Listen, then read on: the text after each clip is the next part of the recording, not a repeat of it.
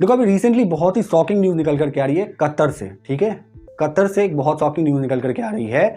हुआ क्या कि कतर में ना 8 रिटायर्ड नेवी ऑफिसर्स जो कि इंडिया के रिटायर्ड नेवी ऑफिसर्स थे, वो कतर के अंदर जॉब कर रहे थे एक कंपनी में। वो कंपनी बेसिकली धरा ग्लोबल के नाम से वो कंपनी है। वो कंपनी करती क्या है ये समझो कि जो कतर के अंदर में मिलिट्री ऑफिसर्स हैं, ओमानी मिलिट्री ऑफिसर्स हैं, उनको ट्रेनिंग प्रोवाइड करती है और कतर की नेवी के लिए काम करती है, ठीक है। तो वो कंपनी जो है वो बेसिकली ओमानी मिलिट्री ऑफिसर्स के द्वारा चलाई जा रही है। वहां के एक मिलिट्री ऑफिसर्स हैं, उनके द्वारा चलाई जा रही है। वो कंपनी हेड करी जा रही है, प्राइवेट कंपनी कह सकते हो उसको आप। उस कंपनी में हमारे भारत के जो रिटायर्ड नेवी ऑफिसर्स थे वो भी जॉब कर रहे थे कुछ सालों से। उनके साथ क्या हुआ ये शॉक करने वाला है आपको। देखो अभी हुआ क्या रिसेंटली कि 30 अगस्त 2022 को इन 8 को अरेस्ट कर लिया गया, ठीक है। और इन 8 को अरेस्ट करने के बाद 1 साल बीत गई, अभी तक कतर ऑफिशियली ये नहीं बताया कि इनकी गलती क्या है, ठीक है। इवन क्या एलिगेशंस लगाई, क्या एक्विजिशन है, वो कुछ नहीं कतर ऑफिशियली बताया है, ना इंडिया को ना किसी और कंट्री को, ना ही किसी मीडिया को। अब इवन अपने कंट्री के मीडिया को नहीं बताया कतर कि इनकी गलती क्या है। तो सबसे पहले तो इनका राइट्स क्या हुआ वो तो वायलेट हुआ ही कतर के अंदर में। और जो सबसे शॉकिंग न्यूज ये आया कि 26 अक्टूबर 2023 को इन 8 ऑफिसर्स को मौत की सजा सुना दी गई कतर के द्वारा, ठीक है। कतर में इन 8 ऑफिसर्स को मौत की सजा सुना दी गई और इससे पूरा देश लगभग हिल गया।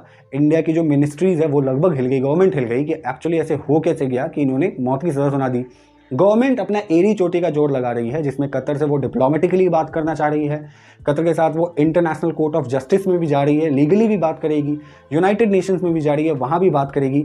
लेकिन कतर ऑफिशियली अभी कुछ भी डिक्लेयर नहीं कर रहा है कि इन्होंने क्यों अरेस्ट करा 8 भारतीय नेवी ऑफिसर्स को। देखो 1 अक्टूबर 2023 को क्या हुआ कि पहली बार जो है वो इंडिया के एम्बेसडर को मिलने दिया गया था इनसे, वो फॉर्मली बात किया गया था, लेकिन उसका कोई रिजल्ट नहीं निकल करके आया है अभी तक।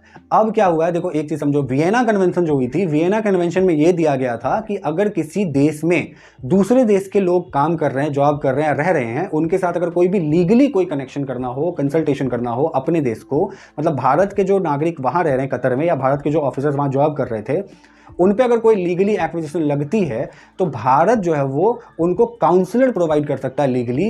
ये चीज वियना कन्वेंशन का रूल है और यूनाइटेड नेशन का भी रूल है, लेकिन कतर इस रूल को फॉलो नहीं कर रहा। लेकिन अब जाकर के कतर ने ये छूट दी है कि कतर में जो 8 ऑफिसर्स हैं उनके लोग जाकर के उनसे मिल सकते हैं और इंडियन ऑफिशियल्स भी उनसे जाकर के मिल सकते हैं, लेकिन वो लीगली प्रोसेस को आगे नहीं बढ़ने दे रहा है। अब यहाँ पे एक और बात समझना है आपको कि ऑफिशियली कतर तो डिक्लेयर नहीं कर रहा है कि इनकी एक्विजिशंस क्या है, लेकिन न्यूज़ मीडिया से कहीं ना कहीं से सुनने को मिल रहा है कि इनकी क्या एक्विजिशंस इन पे लग सकती है। हो सकता है इनमें ऐसी कुछ चीज़ें पाई गई हो कतर ऑफिशियल्स को, जिस वजह से कतर ने इनको अरेस्ट किया। क्या आई वो समझ में आओ। देखो मोसाद जो है इजराइल की स्पाई एजेंसीज और इंडिया की जो रॉ है, ठीक है। तो कतर का कहना है कि ये जो 8 ऑफिसर्स हैं ना, ये 8 ऑफिसर्स मोसाद की इस स्पाई एजेंसी के साथ मिल करके काम कर रही थी, कतर के ऊपर में स्पायनेज यानी कि कतर के ऊपर जासूसी कर रही थी, ठीक। क्योंकि कतर जो है वो इजराइल को सपोर्ट नहीं करता, कतर हमास को सपोर्ट करता है, कतर हिजबुल्लाह को सपोर्ट करता है, कतर जो है वो मुस्लिम ब्रदरहुड को सपोर्ट करता है, इवन कतर पाकिस्तान के मुस्लिम ब्रदरहुड को भी सपोर्ट करता है। इतना ही नहीं, सोर्सेज से ये भी पता चला कि कतर जो है वो इटली से स्टिल्थ मिडगेट सबमरीन खरीद रहा है। ये सबमरीन बेसिकली अनडिटेक्टेड सबमरीन होता है जो वॉर में यूज होता है, ठीक है। ये सबमरीन खरीद रहा है। तो कतर का कहना है कि ये 8 ऑफिसर्स जो है वो इस पे नजर रख रहे हैं, जिससे कि कतर की प्राइवेसी वायलेट हो रही है और सिक्योरिटी वायलेट हो रही है इस वजह से।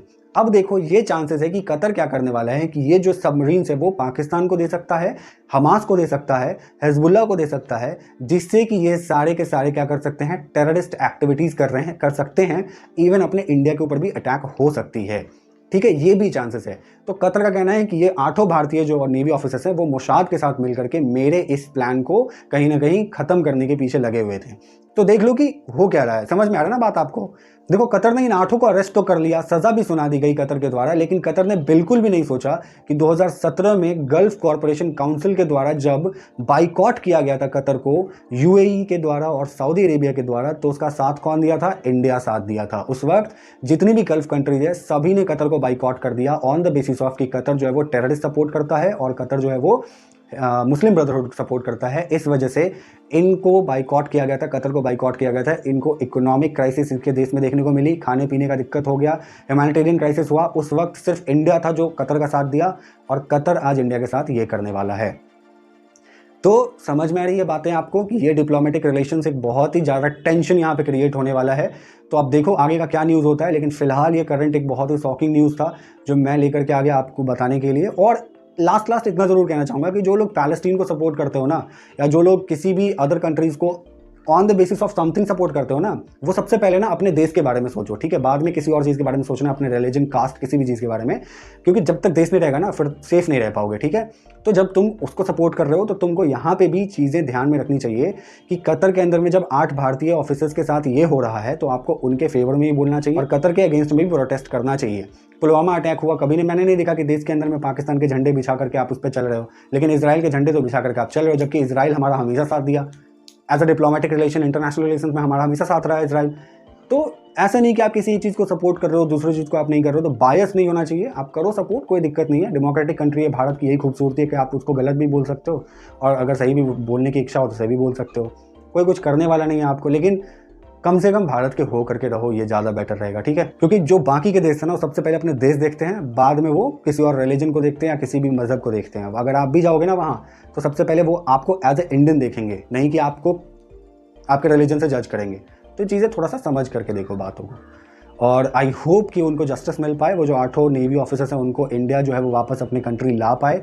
और जैसे कुलभूषण जाधव के केस में हम लोगों ने कुछ तो किया, क्योंकि कुलभूषण जाधव अभी तक जेल में हैं तो वो रिलीज़ नहीं हो पाए हैं, लेकिन हाँ इन 8 ऑफिसर्स को ये है कि हम लोग पार्डन करवाना कोशिश कर रहे हैं और साथ ही साथ वापस इंडिया लाने की भी कोशिश कर रहे हैं। पूरी तरह से होप और प्रे करते हैं कि इन सारे को जस्टिस जरूर मिले। So see you in the next one, goodbye, take care, Mihir Thakur signing off, जय हिंद।